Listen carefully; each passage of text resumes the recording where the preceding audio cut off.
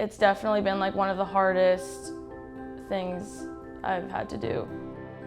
I think if you ask anyone to be a captain when they're injured, I don't know how many people would sign up for that. I've done everything from like media to taking photos to helping with physios to helping set warm-up up in practice.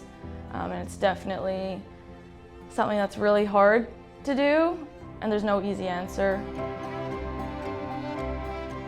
From like the early age of 5 or 6, I'd say soccer was everything. I was always the most competitive kid out there. My sister would be like picking flowers on the ground, and I'd just be like wanting to score goals and just have fun. So from an early age, I always just gave up everything for soccer. When I left Memphis, I knew that I had to come somewhere where I could gain my confidence back.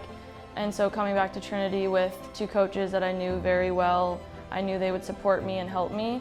Trinity just felt like home. So I remember coming home and talking to Rob and being like, I just want to come home. And he was like, well, what's home? And I said, home is playing for you and Graham at Trinity. When you're the captain, I think more than anyone else, you kind of have to show a brave face and show that you're okay.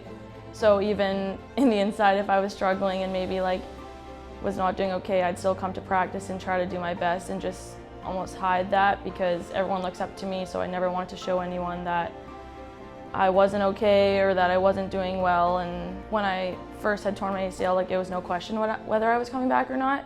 So my first answer was just, I need to be back for the team, I need to be back for this season, and the girls are counting on me, my coaches are counting on me. So I didn't want to ever let anyone down, and I also didn't want to let myself down.